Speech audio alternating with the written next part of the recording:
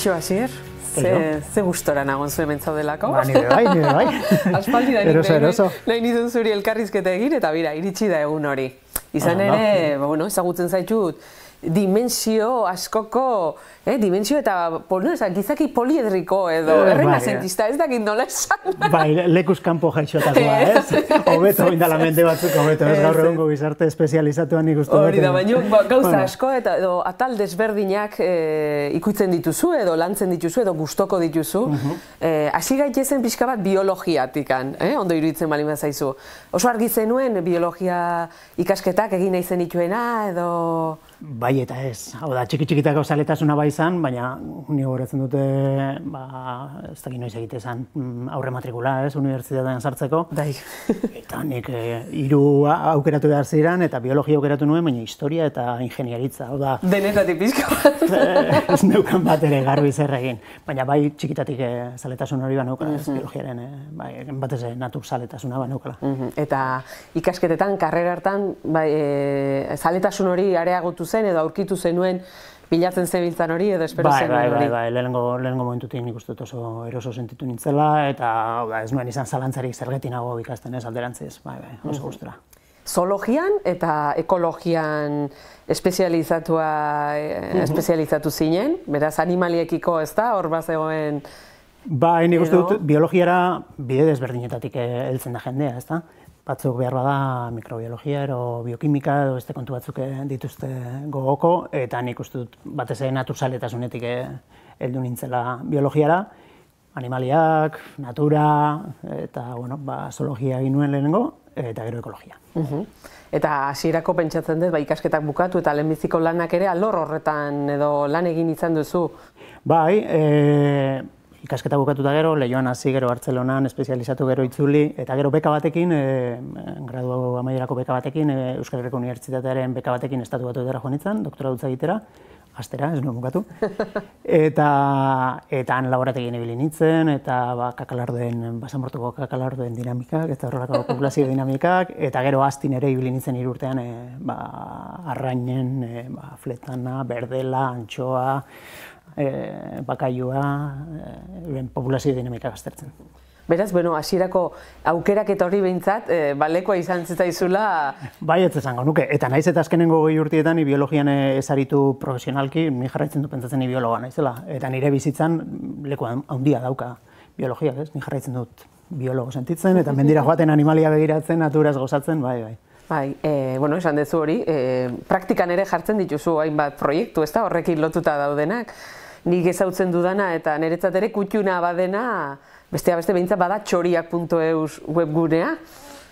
Nundi dator, betidanik izan duzu, txoriekiko interesau edo... Esango nuke txiki-txikitatik ez, baina bai karreran eta batez beste txorizale batzuk eta inguruan banituen, eta egin zaletu nintzen. Eta gero, nik uste dut txorizale asko garala, txoriak dira errezenak ere ikusten. Hau da, herpetologo izatea zailagoa da, narrastiak edo labezo morroak aztertzen. Edo mutur luzea, ez da hori? Bai, mutur zulea, behar bada urtean bat ikusten duzu, ez? Eta gaztiak ostera gauza eroso gardi dira, oso ikusgarria dira, egan egiten dute, eta asko daude, eta errez ikusten dira, ez? Eta bai, aspaldikoa da zaletasun hori, eta txoriak.eus pizka da nire bizale... Gazten duguzu zer dan? Txoriak.eus da Euskal Herriko hegaztien datu base bat, baina batez ere hegaztien datu base bat dago, eta nolabait horrekin lurraldetasuna eman nahi nion, ze askotan baditugu EAeko hegaztiak, Nafarroako hegaztiak, Akitaniako hegaztiak, gehiena gainera gaztelaniaz, frantsesez, erdaraz, eta Euskal Herriko hegaztiak hauek dira, ez? Oraindik, lan asko dago egiteko, ez? Baina batez ere, bigarren alderdia da, eta ni horretan ibili naiz azkenengo 30 urteetan, eta da hegaztien izenak batzen. Hau da, eskualderik eskualde joan, eta txori bakoitzak, hegazti bakoitzak dukan izena ibili naiz galdetzen, arrantzale, baserritar eta iztariei, ez? Eta datu base hori, batu dudan datu base hori, izan da txoria.eusen jarri dudan, ez? Hegazti hau non bizi da, nolakoa da, baina batez ere 6 ditu euskaraz, ez? Eta hori da, txoria.eus, gutxi gara era. Eta momentu honetan ze bat txori mota eta izen topatu ditzakegu bertan? Ez dakit buruz, baina 120 espezie daude, arruntenak, oraindik ere arrunt batzuk falta dira, Euskal Herrian oso arrunta diren batzuk falta zaizkit orraztea eta datu basean badaude, baina ez ditut publikatu. Eta izenak 10.000 sarrera dira. Hau da, ez izen desberdin, izenak ez dakit diran 1.000 bat, ero 1.000 eta piku izen desberdin, Euskal Herriko gaztientzat. Eta nola funtzionatzen da? Hau, zuk elikatzen dezun proiektua da, badaukazu hor talderik, zure kapritxoa eta zure harrikada da? Nire harrikada da, bai. Nik uste du nire bizaletasunak natura batetik eta txoriak eta bestetik hizkuntzalaritza, euskara, euskalkiak, bizaletasun horiek eraman nautela, azkenean horretara, hegaztiekin hasi nintzanean, eta mendira joaten hasi, eta baserritar batekin, edo historia batekin topo egiten nuenean, esaten zidaten, hori ez dakiz zer dan, hori ez dakiz zer dan, eta horiek ez ziren nik ikasitako liburuetan agertzen ziren izenak, beste izen batzuk ziren, eta nola hori dela, ez, hau da. Hor ikusi nuen zegoela, sekulako alor lexikal zabala, eta neurri hondi batean jaso gabe zegoena. Eta horretan ibilinez, eta bai, harrikada. Harrikada ederra bestiontzat badaukagu hori baliatzea. Eta pixka bat zure helburua da horrekin jarraitzea, elikatzen joatea, asmo berririk edo horrekin lotutako nahirik badaukazu? Gehien bat elikatzea. Bai, espezieak oraindik datu basean publikatu gabe dauzkadanak publikatzea, argitaratzea, eta izenak orrazten jarraitzea, eta izen berriak ere jasotzea, batez ere, Nafarroa garaian, Nafarroa berean, horrez daukate bilketa handirik egin da, eta biltzen jarraitzea, Gipuzkoa, Bizkaia, Araba, horiek pixkat gehiago kontrolatzen ditu, nire ingurukoa direlako, eta errazago aztertu ditu dalako, baina oraindik badago zer jaso, Eta sorpresaren bat jaso duzu proiektu honekin, harrera berezi izan duelako, edo erabiltzen hasi direlako nunbaiten, lan hori guzti egiten duzu, eta gero norbaitek ere erabiltzeko izango da. Bai, ez dakizu puntura arte, baina bai, horrelako proiektuetan gainera zuregana hurbiltzen diranak beti dira gustatzen zaienak, jende asko esango gau zer da, baina hurbiltzen diranak bai dira, bai, eta nire etxean hau, eta pixkat euskaldunago daukagu, filologo bat barruan denok, eta herrietako lista, gero zera txori zenen zerrendo bat ateratzen denean, nire herrian horrela esaten da, hau entzunda dauka, eta begira, astutan neukan nire aitonak esaten zuen, baina nik ez dut ezagutu, liburuetan beste bat ezagutu du, baina begira, bai, eta horrelakoak bai, asko. Eta zergaiti da zuretzat hain garrantzitsua hitz horiek guztiak jasotzea, baita ere izen horiek guztiak jasotzea? Ez dakit garrantzitsua dan, ni badaki desagertu direla. Hau da, horiek galdu dira, azkenengo belaunaldia da hitz horiek ezagutu dituztenak, baina ez bakarrik txorien izenekin, baserriko tresnekin, mendiko hainbat kontukin, baserriarekin lotutako hainbat gauza, erabat aldatu dira, bizimodu aldatu da, eta bizimodu hori aldatzearekin batera, bizimodu horretako lexikoa ere galdu egiten da. Eta hori naturala da, neurri batean, ez? Baina tira, behintzat, egondan hori, oraindik ere jaso daitekenean, eta niretzat erakargarria izan da, entzaten nuen, behintzat jasotzea eta publikatzea. Eta adibidere bat, burueratzen zaizu, txori batek, konkretu batek izen asko edo oso desberdinak, edo zuri atentzioa deitu dizuten hietakoren bat? Batez ere, batuan izen badaukatenak, eta gero konturatzen zara izen hori ia inon ez dela erabiltzen, edo batzuetan inon ez dela erabiltzen, ez? Txori izenetan, orain dela 100 urte egindako zerrenda batzuen oinorde gara, ez da? Orain dela 120 urte egin ziren Euskal Herriko hegaztien lehenengo zerrendak, orduan hegaztiak izendatu behar ziren, hori egin zutenak batzuetan hegazti batzuk ezagutzen zituzten, beste batzuk ez, askotan itzuli egin zituzten, liburu sarretatik aipamenak hartu eta desitxuratu, eta belaunaldi hori ofizialtzen joan da, ez? Eta hor daude txori izen batzu, ekaitz txoria, ez eta baterako inun ez da esaten, ez? Kostaldeko herrietan arrantzalen artean galdetzen baldin baduzu inok ez dakiz zer den ekaitz txori bat. Baina horrela izendatu zen, ofizialdu da, eta ez dut esaten ez denik onartu behar, bere bidea egin du, baina baditu mila barrika, matxiplaka, plakatxa, beste izen batzuk, ez? Hori galdu dira, eta galduko dira. Hori jakitun. Eta adibidez, zu horietatikan, txoriren bat badaukazuzuk, hola kutxuna denik, beste txori eta izen, eta... 10.000 espezie dauden munduan, badago non aukeratu. Ez dakit, behar badan erakargarrienak dira niretzat itsastxoriak. Alde batetik, gizakiontzat ez, hegaztia dira, hegan egiten dute, guretzat arrotza den ingurune baten bizi dira hegan, eta gainera itsasoan, hori ere guretzat arrotza dana, eta niretzat horrelako matxiplaka hori. Horrelako txoritxo bat, gramo batzu besterik pixatzen ez dituena, eta bere bizitza erdia itsasoan egiten duena 8-10 metroko olatu artean, ez, guretzat hori ezinezko, hau da ez da inguru natural guretako hori, ez da, han ezingo ginateke bizi, eta hor bizi dira horrelako zertxo batzuk. Bueno, pentsatzen dut, proiektu honekin nahikoa lan ere izaten dezula, ez da? Elikatzen jateko, ez dakazu beste asmorikan horrelako beste proiektu paralelorik edo sortzeko txorietan zentratuko zara? Horrekin nahikoa da. Gainera, aberastasuna baldin badago nunbaiten hegaztietan da. Askonarrak edo zugeak ez dauka aldaera hundirik ez dago Euskal Herrian, eta hegaztietan bai. Bueno, dagoeneko esan duzu biologo konsideratzen zarela, baina zure pasioa ere esan duzu ez da, hizkuntzalaritzatik edo deno daukagula filologo bat baita ere. Baina, zuk hain zuzen ere egin zenuen bigarrengo karrera bat, eta hain zuzen ere filologia izan zen, ez da? Nola izan zen batetik besterako erabaki hau eta... Nik uste dut gutxinaka nire bizitzan urratz asko kasualitatez eman direla, eta hemen ere berdin, gaztetan sortu zen Eibarko Euskara Elkartea eta Kitxu Euskara Elkartea, hasieratik bertan inplikatu nintzen, gero txorien kontu honekin ere nahiko karrera bukatu herritan hasi nintzen txori izena jasotzen, aberastasun hori aurkitzen, euskalkiekin eta 80. hamarkadan Eibarren eta inguruan eta hainbat proiektu egin ziren. Eibarko Euskararen azterketa eta ja 100 urte dituen tradizio luzeko zera da, Juan San Martín, Toribio Etxeberria. Bueno, ez dakit, orduan nik euskalgintzan eta parte hartu nuen eta behar bada, filologia ikastea izan zen, oinarri teoriko batzuk lortzeko bidea, baina pazientzia sartu nuen, ez nuen pentsatu hori izango zenik nire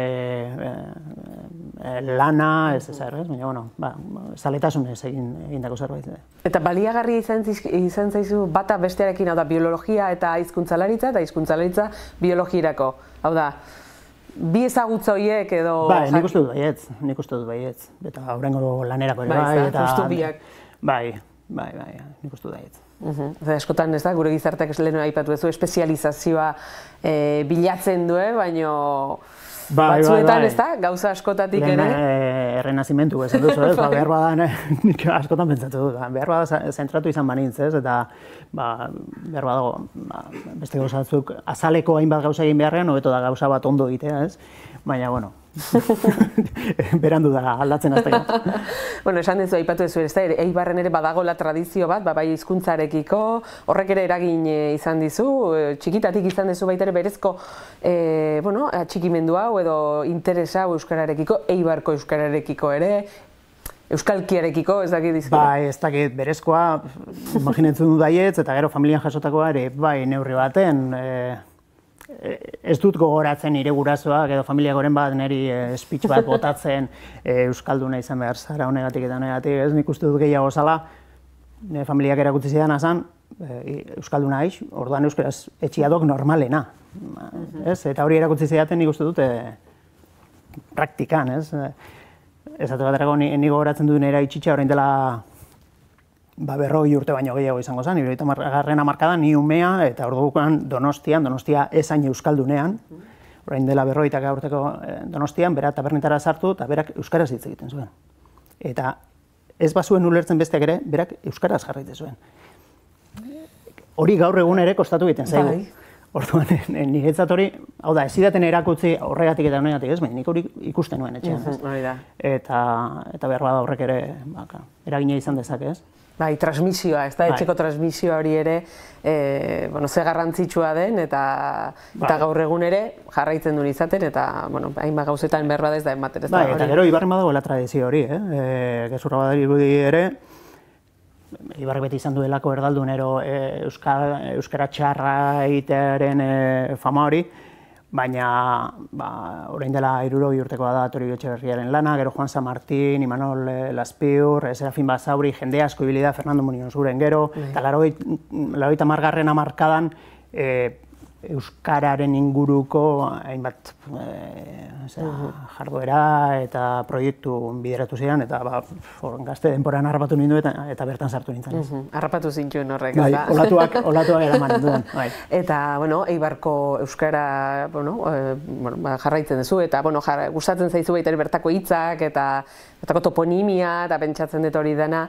Zuk esan duzu, askorentzat, ez da, oraindikan ere Eibarkoa euskara bai, txarra. Txarra, ez da? Bai, fama hori dauka. Oso liburu polita dago, Ibartar batek Antxon Arbaizak idatzitakoa, eta da Ibarko euskararen gutxiespenaren historia. Eta nola, gutxietzi zen, batez ere, orain dela 20. mende hasieran, 19. bukaeran, Ibar gorria zen, sozialista zen. Eta euskaraz hitz egiten zen ez jangoikoaz, baizik eta grebetaz. Eta orduan, euskara munduan agintzen zutenak ez ziren grebalariak, ziren apaisak, ez, erlijio mundukoak, eta pixkat hortik bideratu zutela, euskaldunak gorriak dira, beraz, Eibarko euskalduna gorria dira, beraz, Eibarko euskara txarra da. Oso liburu interesgarria dauka, bai. Eta, beste eztabaida bat, esaldi hori entzuteaz gain, euskara txarrarena. Badago, ez dakit, urtean behin edo... Berez Eibarko euskara beste toki batzutako esan jona, txarra dalako. Hemen erabiltzen diren erderakadak, Tolosan erabiltzen diren bezalakoak diralako, berdinak. Eta beste eztabaida bat urtean, ez dakit, behin gutxienez, uste ateratzen dela batua versus euskalkia. Ez dakit, ze iritzi daukazu gai horren inguruan? Ez dudala, ulertzen nola, 2019an eztabaida hori nola sortu daiteken, baina ez dut uste euskalkizaleek bultzatzen dutenik eztabaida hori. Esango nuke, gaur egun nork ez du euskara batua onartzen. Esango nuke, 50 urteko ibilbidearen ostean, euskara batuak egin duela bidea erabat, eta euskara batua erabat onartuta dagoela toki guztietan, jende guztiaren artean, beti egongo dira lau gazten izaera delako arauaren kontra jotea, ez? Ero lau atzo, baina nork ez du onartzen gaur egun euskara batu, eta nun ez da erabiltzen, ze eremu gutxi gora bera seriotan ez da euskara batu erabiltzen, ze publikatzen da euskara batuan ez dena, euskalkien ze liburu ero. Oso bazterreko kontua da euskalkiaren erabilera gaur egun. Zango nuke, ez lagun artean, eremu jakin batzuetan, herrik konkretu batzuetan. Orduan gaur egun ikustea euskarak dituen etzai guztien artean eta arazo guztien artean zerrenda horretan euskalkia sartzea, nik erabat guztiz lekuz kanpoko ikusten dut. Iruditzen zait, 100 zerrenda horretan beste 100 sartu genituela euskalkia ez dena. Ados. Eta, bai euskararekin, bai euskal kulturarekin badokazun harreman hori ere, badiar dugu elkartean, ez da? Ibarko kultur elkartea, edo? Euskara elkartea. Bai, Ibarko euskara elkartea. Hori da, euskara elkartea da, eta bertako lehendakari zaitu ere, esan dut, toki askotan zaudela. Noiz hartu zenuen lehendakaritza eta zergaitik baiezko eman zenuen? Besterik ez zegoela, hori horrelako izaten da horrelako kontuetan dena dela lehendakaritza honek lan gutxi ematen du, ez da... Bai, lehen pizkata ipatu du, 80. hamarkadan Eibarren, eta ez bakarrik Eibarren, Eibar osoan bazegoen pizkat bertako hizkera jasotzeko hainbat proiektu zeuden, oso jende garrantzitsua zegoen herri desberdinetan, bertako hizkera jasotzen eta ez bakarrik euskalkia jasotzearen, baizik eta gero ikusteko euskalki horrek nola beraztu dezaken euskara batua, ero ze baliabide eman ditzaken, gero euskara batuan ere ahoskotasuna, diskurtso bat eratzeko orduan, ez? Azken baten, gure nagusienak dira euskara hutzean funtzionatu dutenak, eta eurak badakite euskaraz nola transmititu, nola komunikatu. Eta orduan, 80. hamarkadan sortu zen bukaeran, hor, jende garrantzitsua zegoen eskualdean, Estepan Plazaola Bergaran, Koldo Zuazo, Fernando Muñoz Guren Eibarren, Jesus Mari Magasaga zegoen Elgo Ibarko euskara jasotzen, hainbat Juan Martín Elespuru Bergaran, jende. Eta orduan pixkat horren inguruan hasi zen osatzen lehenengo lantalde bat, eta gero badiar dugu euskara elkartea sortu zen, orain justu 20 urte, 1989. Eta hasieratik zea lehendakaria? Ez Serafin Basauri izan zen okerrez banago, lehenengoa, eta gero ez dakit, handik gutxira... Duela urte asko orduan. Bai. Baina esaten dizut, honorifikoa da. Honorifikoa, beste inok ez du nahi, eta, azken baten...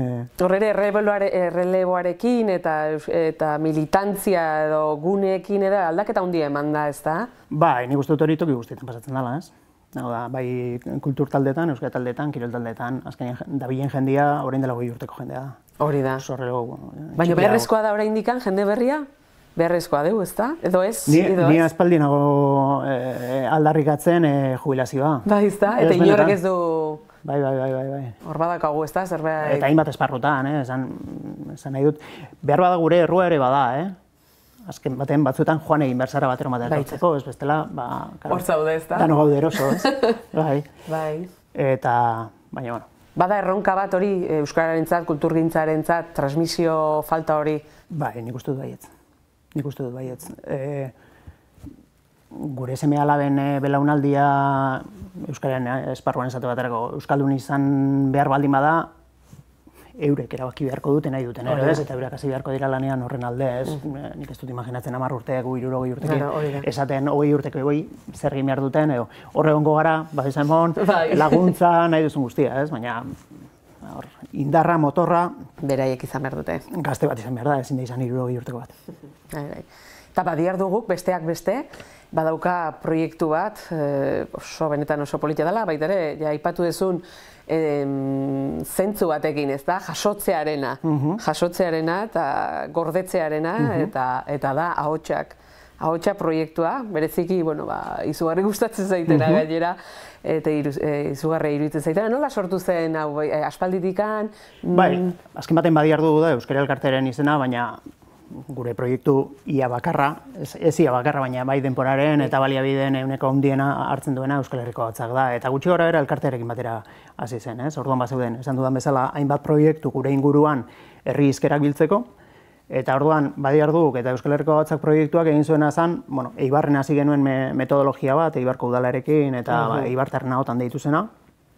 Hor jarri genituen baliabide batzuk eta pixkat filosofia eta metodologia zehazten ibili ginen pare bat urtean, eta hartutako erabakiak bihurtu zidan gero lehenengo Deba eskualdeko ahotsak eta gero Euskal Herriko ahotsak, ez? Eta azken baten helburua zen hor badaukagu belaunaldi bat sekulako beraztasuna daukana ahoskotasunean, jaso egin behar dugu, belaunaldi hori desagertzen ari delako, ez batez ere gerra aurrean jaiotako belaunaldi hori, dagoeneko ja desagertu dena. Eta orduan, jaso egin behar dugu, eta ez bakarrik jaso eta gorde, baizik eta jaso, ondo gorde eta katalogatu, eta nik uste dut horretan urratza handia eman zuela ahotsakek, eta biztaratu. Erakusleio bat eman. Eta 2001ean ja, oraindik internet ume txiki bazenean, erabaki genuen ja bideoak online jartzea. Oso kalitate txarrean, oso bideo gutxi, baina hau erakutsi egin behar da, hau ezin da beste Euskal Herrian egin dira beste hainbat proiektu bezala, giltzapean kajoi baten gorde, ez dauka zentzurik, hau ez da... artxibo lana ere badauka, etorkizunerako gorde behar da, baina gaur egun ere hori erakutsi egin behar da, ez? Nik uste dut 3 esparru horiek, hau da, ondo grabatzea, bideoz eta hori, biltze lan hori, gehi katalogazio lan ganorazko bat, gehi edapena, izan direla gure 3 esparruak, ez, ero lan hildoak. Eta gaur egun zenbateko altxorra daukagu hor bertan. Zenbakiak bila galdutan, benetan, bakit, esango nuke edozein euskaldunek daukala inguruko norbait grabatuta ahotsaken, ez dakit 8.000 lagun dira, 9.000 o 7.000, ez dakit, baina 1.000 lagun grabatu dira, 1.000 ordu, eta 1.000 bideo pasarte ero daude ja online. Erantzunkizun handiegia ez da, badiar du gurentzat hori? Bai, eta hori berez nik uste dut beste erakunderen batek egin beharko lukela. Baina erakunde hori ez dagoen bitartean, ardura hori hartzen ez duen bitartean, guk hori hasieran, orain dela 20 urte, planteatu genuen, beste erakunde batzuekin, beste elkarte batzuekin, elkarlanean, erakunde lehenengo plangintza bat aurkeztu genien, egingo da, esan genuen, goazen astera. Ze galdu egiten da bestela? Claro, ezin dugu itxaron, ezin dugu hori da, eta behintzat jaso dezagun, ez?